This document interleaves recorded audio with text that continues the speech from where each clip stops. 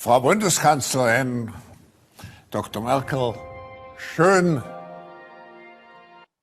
Sie wieder dabei zu haben, Frau Bundeskanzlerin. Normalerweise würden wir uns... Pleasure to have you with us. Normally we would meet in Davos, this time only virtually, but I do remember that last time you were in Davos, we were talking about how we can shape this world more inclusively, more sustainably. And obviously these two issues have gained even more of a priority due to the pandemic. And I think in the meantime, one can safely say that due to the virus, there is an increased necessity to strengthen the resilience of our economic and social systems. I would say that you have been able to guide Germany, the Europe, the world, with a steady helm at the rudder. You have shown far-sightedness. You have steered this ship through the unruly waters of recent months. And obviously, we're looking ahead to your address, to your assessment of the present situation. Allow me to add, one of the goals of this meeting, of this virtual meeting, is to rebuild trust into our ability to shape the future. And part and parcel of this is obviously also international cooperation as one of the preconditions for doing just that. Madam Chancellor, a very warm welcome to you, and we're very much looking forward to your address. Thank you, Professor Schwab, and thank you, ladies and gentlemen, all of you at your screens. COVID-19 has changed the world, and that is also illustrated by this year's Davos format, which is a virtual one.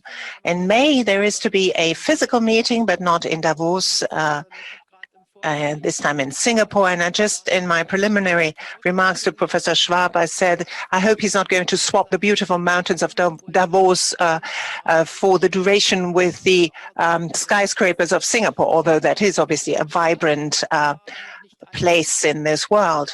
Today, a year ago, I think no one would have thought that we live a pandemic this year, but some actually were sort of far-sighted enough. Mr. Shaheen, the head of BioNTech, was one of them who said that he decided in the year before that to actually change the format of the whole research program and develop an RNA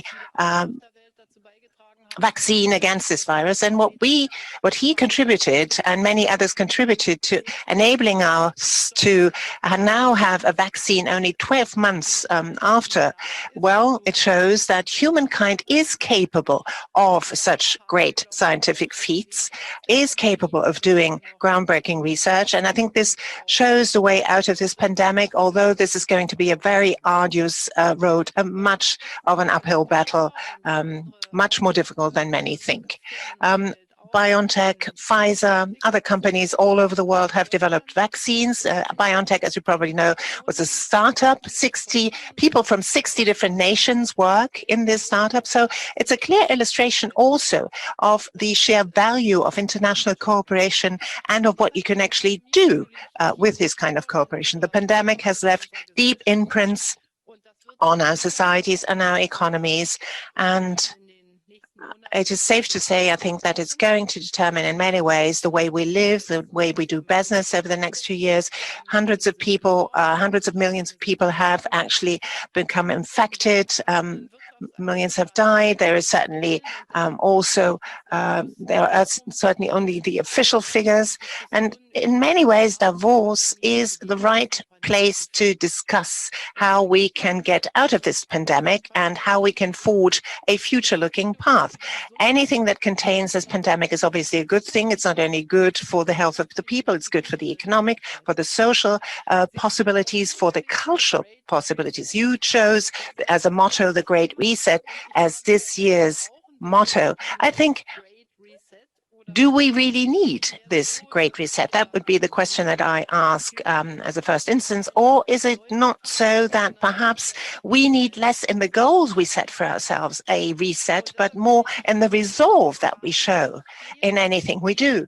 So there are three questions that I think are important at this point in time, and what this pandemic has really driven home to us. First, it has showed us very clearly how much we are interlinked, how we are globally interdependent. If we think of the origins of this virus in Wuhan, in China, and how it has spread over the whole globe, I think it was very clear to see what globalization actually also means, not as regards actions of humankind, but that we all live in one planet, and that in such an existential crisis, trying to shut yourself off from others, trying to isolate yourself, fails. At least with this virus, it has clearly failed. And secondly, our vulnerability has become obvious. Somehow, this virus was transmitted from animals to human beings, which has shown us yet again that we are part of our natural habitat, of our natural environment. And although we have a lot of knowledge, technological knowledge and other knowledge, we still depend on nature. That has something that is in a way very calming, very soothing, but it has its consequences. Thirdly, as regards Germany, let me say very clearly that this pandemic is something, well, like a natural disaster that only appears once in a century. And in many ways, it has tested the resilience of our systems, of our societies. It has shown our flaws, our weaknesses in our social systems. Our strengths also have become apparent, but we want to address primarily those weaknesses, those flaws. Maybe we should start with what Germany has learned, what are our weaknesses, what are our strengths. I can say that there is something that we could rely on, and that was the fact that so many people stepped up to the plate, that they showed a sense of community. That is our biggest treasure. And in spite of all of the difficulties that you have when you have a federal makeup of a state, it has also its advantages, because it brings responsibility to a lower level. We have also seen that Germany is part and parcel of Europe. We have all, in the beginning of the crisis, made mistakes, because we were sort of inward looking, shutting ourselves off against each other, but very quickly we learned the lesson. Now, speed is a problem. We have seen that our processes have become very bureaucratic, that they take too long. And that is something that we need to address. There's one good thing, a foundation that has stood us in good stead, namely our solid and sound finances. So we were able actually to help our companies, to help our citizens resolutely introduce short-time work, keep the economy going, launch more than 100 billion strong economic impetus program, all of that has strengthened our resilience. There are flaws also, weaknesses, a lack of digitalization of our society, which starts with the super-regional networking of our national health services, of our local health services, such as digitalization of our education system, for example. Online teaching, online learning is unfortunately too weak. So this is where we said we have to step in with our economic impetus program, with our economic growth program, and address that. We also saw that a resilient health system is important. And in Germany, we have a very good individual healthcare system, but community health, for example, preventive medicine, here we do not as yet have sufficient resilience inbuilt in our system. So that too is something that we need to learn from this pandemic. We feel confirmed in our research policy. Ever since I have come to office, we have steadily increased our expenditure for research and development. The 3% share in GDP have now been exceeded.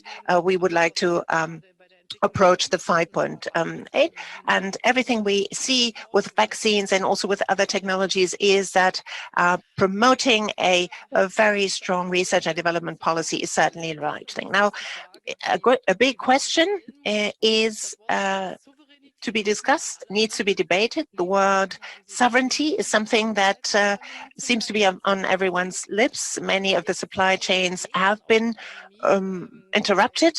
They have not really proved their resilience. So what we have to ask ourselves is that indeed a weakness? The fact that we depend so much on global supply chains, or should we rather render the supply chains so resilient, so strong that they actually also tolerate that sort of strain in times of pandemic? And I think we have to prevent people resorting to an inward-looking policy again, but that's something that we need to be honest about. We need to honestly debate this, but supply chains have to be rendered more stable, more resilient. If in such a time of crisis you want to depend on them. Now, vulnerability is something that I mentioned earlier on. This vulnerability came to the fore when the supply chains were interrupted. But after all, this is a virus, let me remind you, that moved from an animal to a human being. All of our conventions on sustainability, be it the Biodiversity Convention, be it the Climate Convention that is enshrined in the Paris Agreement, are absolutely to the point on this. And we need to work much more to bring them to bear, we need to show much more resolve to implement them. So this is, in a way, ample proof. This year we will have incoming in China the Biodiversity Conference.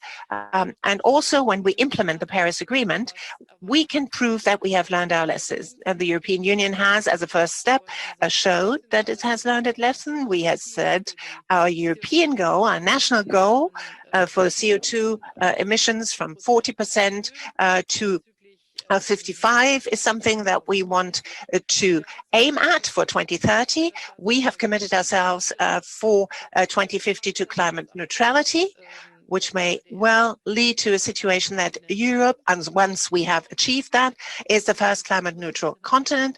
And before us, and I assume that the Commission President has addressed that issue as well, we have very hard months ahead of us, because we have to now find a form how to reach that goal of a 55% reduction in the new Green Deal.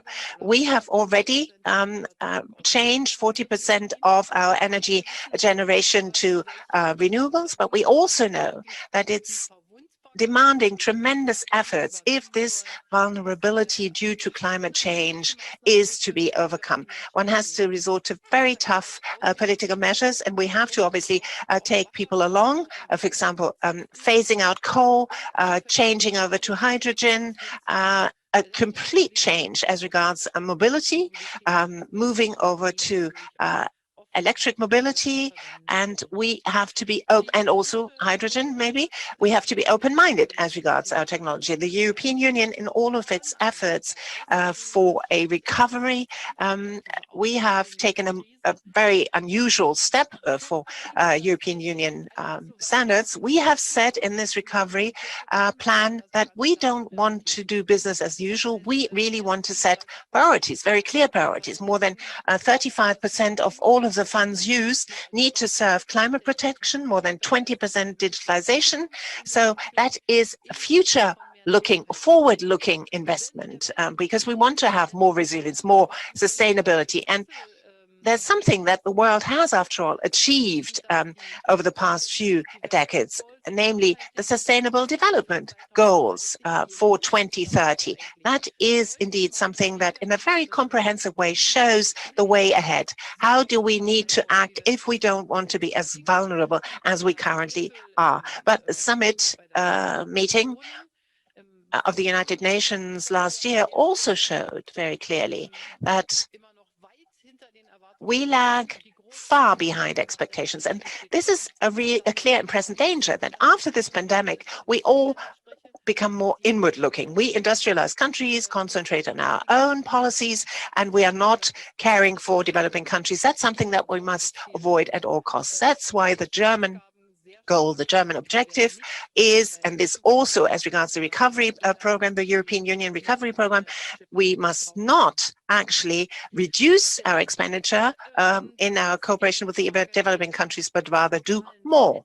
Now, the third step is digitalization in the sense of the dependencies that we have all over the planet. And that is something that actually was very much something that we needed to contend with. And it's become very clear to me, even more clear, I should say, that we ought to choose, that we need to choose a multilateral approach, that shutting ourselves off against others will not help us to solve our problems. We see this first and foremost on the vaccination front, because that obviously is how we get out of this pandemic. That clearly also shows whether our acts match our deeds. The G20, I think, have done a tremendously good thing under the Saudi presidency in committing themselves to a multilateral approach as regards vaccination. Later on, and subsequent to that, COVAX was founded. Here, the wealthier countries need to pay into this fund. That is right. The EU is doing that, is participating. Germany is participating. Financial means, funds are one thing, but in these times of scarcity, obviously, the fact whether one actually has a vaccine is also of the essence. And this is all about fair distribution, not only about money. And this is why I am so pleased that now Gavi is leading the negotiations for COVAX, was able to conclude first contracts in this respect, also with those companies, for example, that have received their authorization through EMA. I'm very pleased that the World Bank is supporting this very intensively, and we will try to do everything we can in order to see to it that distribution can be launched as quickly as possible. But we should not delude ourselves. The question who receives what kind of vaccination, how quickly, all over the planet, will again create a new narrative, if you like. Because when you receive in such an hour of need help, you will remember that for much, much longer than help that has been extended to you in good times. Now, this is the hour of multilateralism. What does multilateralism mean? Multilateralism does not only mean somehow working together, muddling through, but it means showing transparency. And we have to be honest, at the beginning of the pandemic, we have probably not been as transparent as we ought to have been as regards, for example, the information released by China as to the origins of this virus, and also as regards information policy of WHO. But that does not mean that we ought to sort of simply look back, but we ought to look ahead. We ought to draw the conclusions from it. There is a WHO team, after all, now in China. They will come up with a report. We ought to strengthen WHO.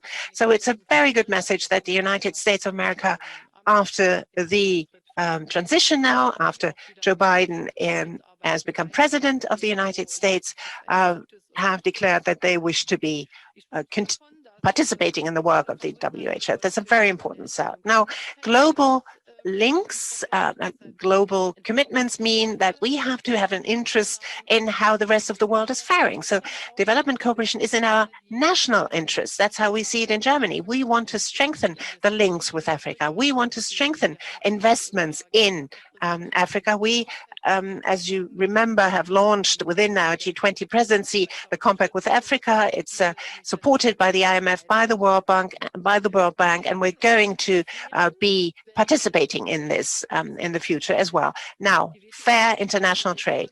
That obviously is a wide open field. WTO, as we know, is working for open structures. There has been a standstill over the past few months. Right now, the arbitration panel, unfortunately, has not been set up, so WTO cannot really act. And I, as you know, am a great champion of bilateral action, bilateral relations, but still I think that WTO is absolutely of the essence if we really want to be sincere about multilateralism. And we see a number of bilateral trade agreements, multilateral trade agreements in the on the Asian continent. We see RCP, that is very remarkable. Countries of very different structures are linked by this instrument. During the German presidency, we have made one step Further, we have gone one step further in as regards the EU-China investment agreement that has been negotiated ever since 2013. We have tried to put down a marker to come to an agreement there. Why am I so satisfied that we've been able to make this step? Well, because I think that this, in a way, has injected a new quality in the relationship between the European Union and China, because we can do more now. That is more in line with reciprocity, more transparency, for example, as regards subsidies, particularly as regards state-owned companies. But it also opens up a more predictable access to high technology areas, state-of-the-art technology, that is. And it also has a lot to do with standards of labor, of particularly along the lines of ILO. If we want to have multilateral organizations, if we want to have multilateral conventions and agreements, certain standards have to be put down, common standards as regards the conditions of work, as regards the environmental norms. And this is why these core norms of the ILO is of prime importance. And that too is part and parcel of this agreement. We have to be very, very fast in finding multilateral answers to new challenges of digitalization. And I do hope that particularly with the new American administration, we will be able to continue the work of OECD, particularly as regards taxation at the very least of digital companies, that we are also better in a better position to look at the global importance of competition laws in order to prevent global monopolies, because we do have these tendencies all over the world. And we need to address that. If we don't do it, we will, if we go it alone, do it insufficiently, because going it alone will not suffice to address those monopolies. Now, we hope that an economic recovery will happen all over the world. We now have regions where there is economic growth. Europe has been rather hard hit, but this year we have predictions as to more growth, but obviously this has to happen in a more concerted way all over the world, and for that, coordinated measures are necessary. I see that G20 and the Italian presidency has a central role to play, and I know that Italy is working in this direction. So, to sum it up, if we look at what the pandemic has left us with, I would say that in many ways it serves as a confirmation of what in many ways was the spirit of Davos over those past years. The questions that you addressed were the right ones, but as Erich Kästner, a German writer, used to say, nothing good happens unless you do it. And the pandemic has made it very clear, I think, to all of us that discussing, debating, intellectual exchange is important, but the pandemic has also shown very clearly that now's the time for action. Now is the time where we ought to act together, or to abide by the same principles that obviously we need to discuss and agree on previously, but that we need to do something to address those weaknesses and overcome them. That's it by way of my remarks. Thank you for your attention. Thank you very much, Madam Chancellor, allowing me, if I may, to take you up on this last point. One of the consequences of this pandemic is, as far as we can say, that companies are much more aware now of their social responsibility, their responsibility for society. So we have not less partners, we even have more partners than at the beginning of this pandemic. Particularly because these companies work in our working groups, in a number of our working groups, because they want to do what you said, match their words with deeds. Just one example, we have a number of working groups, meetings here during this virtual annual conference. One small example, the commitment to set up a platform, for example, to plant 1 million new trees in the course of this decade. and reskilling and upskilling, also the further training of people, further education of people, that is something that we need abilities that are far different than the sort of skills that we used to have. There's one moment left to us. I would like to come back to 2 or 3 issues that you addressed. You were speaking about the vulnerability that we all felt. We have to render our societies more resilient, which means that effort needs to transcend the current crisis situation. We have showed in our report how many risks we need to contend with in the world at large. And maybe it might be of interest to hear from you how you see this. Dr. von der Leyen this morning said that there were certain efforts that were made at the European level, particularly in the health sector, that are now building resilience, not only against COVID-19, but also against future risks. What's your take on this? How do you see this, particularly as a scientist?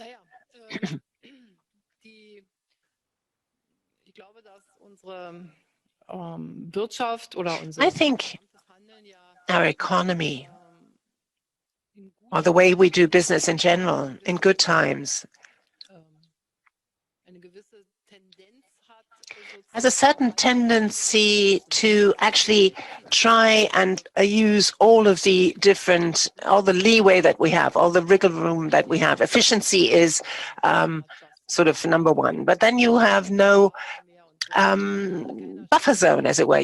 We have just-in-time delivery, so there's no real buffer inbuilt in the system. You start from the assumption that everything works just fine, 100%. You can see this when you have, for example, airplanes that have to stay on the ground simply because all of a sudden there is a bad weather front. And the more the world is connected, the more a disturbance in one part of the system leads to a ripple effect throughout the system. And then we see how a linear event can change into a nonlinear event. And that is something that I think we ought to learn, that in good times, we also have to have something up our sleeves that we can then use, the necessary funds, for example, or the necessary beds in our ICUs, or the necessary drug stocks, medicinal drugs, that we have the necessary personnel. Good armies know that they need to draft reservists in the case of war. So I think it would be a good thing if all of these really elementary functions of our societies, the underpinnings of our societies, if we screen them very carefully and try to analyze where we need more of a buffer, as it were. And I think, for example, in climate change, we're already in this phase of mitigation. So we have to adapt to risks before we can actually come to change. So that's in a way the lesson from this pandemic, that we need to be very careful not to assume that everything will always work just fine, will always be perfect, but that we have to also, contend with certain problems. So in a way, what we need is a precautionary activity and agility. Yes, in a way, you're bringing together 2 magic terms. We've been quoting more than once in the context of the corona infection numbers that there is no glory in prevention.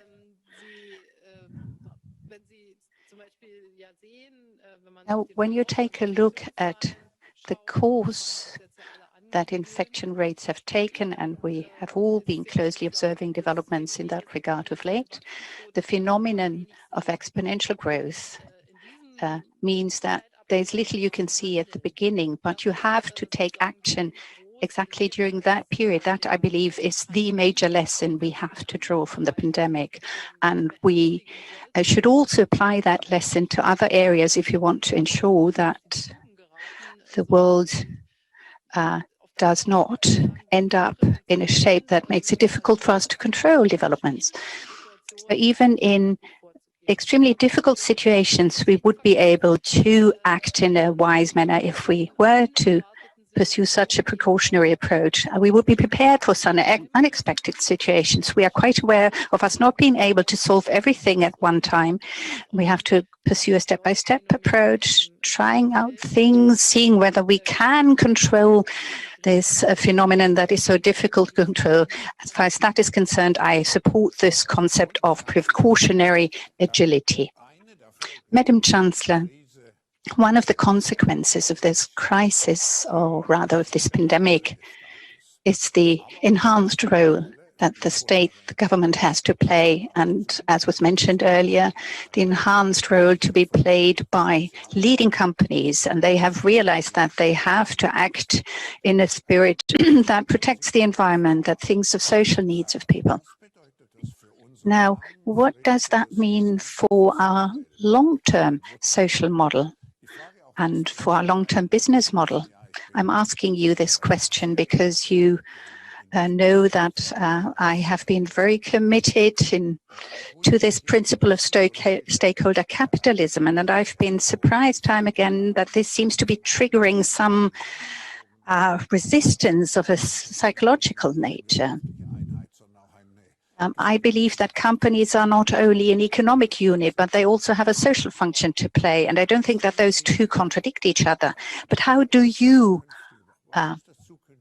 what is your future social model that, as you see it, we should strive for? And perhaps a second question added up to this one that results from this first question. The leading companies of the world will emerge from this crisis stronger than before, whereas the medium and smaller sized companies are especially hard hit. And these are the companies that are of great importance for Europe at large, but especially for Germany, because they have a very important social role to play. Well, I would say that we do have small companies and we have big companies that have benefited to some extent from the crisis because other things are in demand now.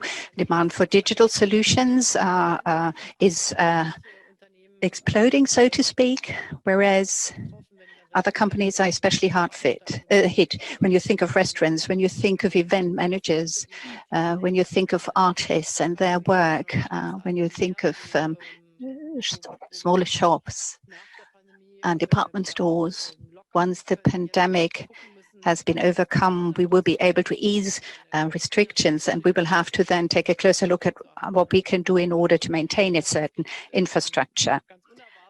I think that there are groups and companies that have benefited from this crisis in an unexpected manner, but you may be a big company and nevertheless be hard hit by the consequences of the pandemic. The question you put to me was of a very fundamental nature. And I think it is nigh impossible to respond to it to this question in 5 minutes' time. What has become obvious time and again is that what we call the social market economic model is a good model. It puts the man in its center. We have to think things from the perspective of man, from human beings. We have to use and exploit fully the inventiveness and the imagination of men and women. But at the same time, we have to set certain rules and provide guidelines. And I think we have to rethink this in times of digital sovereignty of each and every individual. Whereas the basic approach is always the same, and it is not static in nature. It is that we have to strike the right balance between the actions of the state, of the government, and allow the individual to realize itself while it's providing the long-term framework conditions. So on the one hand, we have processes of concentration that have to be stopped if they become too powerful. That is the competition law, which makes it so important. in times of globalization, when you pursue a nationally based policy, you always have to think of the global interconnections. You have to internalize prices. Climate protection being one case in point. I believe the best instrument here is still putting a price on CO2 emissions. I think that's the most effective instrument, but they have to be internalized. You have to make that mandatory, because I don't think any individual company would do it on itself or not quickly enough, and not the totality of companies. And now when you take a look at the last 15 years or so, I would say that in 2007, 2008, when we were facing the major financial crisis, we had a trend in the direction of too much freedom, not enough rules with regard to the efficiency of financial markets and of capital markets. Then, in the wake of the crisis, we had the opposite, excessive development, too much regulation. We went down that road together. The internalization of what is so important for us in our lives, economy, ecology, the price on emissions, makes the actions of the state so important. We cannot rely solely on the companies acting in a way that will be to the best of the world. However, we have to be careful as not to allow the pendulum to swing too much in the other direction, where the state feels that he is the best entrepreneur, because that would put a damper on the imagination, the creativeness of our human element. So it is a perpetual search. You'll have to strike a balance. You have to identify what is the optimal approach. You can no longer think along as national lines as you used to do in the past. So that is the way in which I would describe this. I think social market economy and stakeholder capitalism are basically identical. The last question, if I may.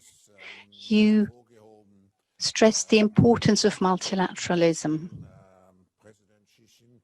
Yesterday, President Xi Jinping spoke to us, and he warned us against the involvement of blocs, and he too focused on multilateralism and underlined its importance. Do you think that we can hope for a renaissance of multilateral cooperation, given the trends that we have been observing of late? Also, in the context of bringing back home supply chains, can we prevent the involvement of blocs? Perhaps I may respond first to the question you put with regard to multilateralism. The Chinese president spoke yesterday, and he and I agree on that. We see a need for multilateralism. But there's one question where we are not in immediate agreement, will probably be the question of what it means when you have different social models. To what extent, when does interference begin? Where does it begin and where does it end? When do you stand up for elementary values that are indivisible? The President of China has committed itself to the Charter of the United Nations, and the dignity of the individual plays a part in that charter. So, and we have to discuss this issue, no matter what social system we come from. And you end up quickly with different interpretations of what the meaning of multilateralism is. It doesn't necessarily or simply mean the coexistence of entities that seem lifeless, but we're talking societies here that consist of human beings. And thus, we also need to engage and exchange views on these different social models. Transparency is the second important element of multilateralism. And I mentioned that earlier. Transparency about what is happening within a country, so as to allow you to assess whether things are still, trade is happening on the basis of a rules-based system, or whether you are playing out certain advantages against another country. And of course, this leads to tension areas, and you can discuss these also in opposition to each other. I would very much wish to avoid the building of blocks, I don't think it would do justice to many societies if we were to say this is the United States and over there is China, and we're grouping around either the one or the other. This is not my understanding of how things ought to be. I think we will have more values that we share, more positions that we hold in common, but there will also be differences of opinion and different interests. I'm not in favor of a total decoupling of all digital activities. We should not strive for that because it would feed into a division of the world. But as you said, each and every one of us has to identify the vital and elementary life functions of one's society. And the pandemic has taught us a lesson here. Even if my multilateral partner leaves me for a certain point in time, I can nevertheless do what is of elementary importance for my society. We have open societies. I'm not thinking China in particular when I say that the United States, for example, have a war act that is in force with regard to the import and export of vaccines. This also affects important components that go into the production of vaccines. Of course, this is undoubtedly going to feed into this original reflex here in Germany. If there's something you lack that you need to produce your vaccine, you will make sure in future that you can produce it back at home. Madam Chancellor, in a way, one could say that Europe has a special part to play in this regard. Perhaps I may coin a phrase or a word, as far as the stress on multilateralism is concerned. Thank you very much, Madam Chancellor. We very much hope to see you perhaps later this year in Singapore, the physical meeting, or then next year in Davos.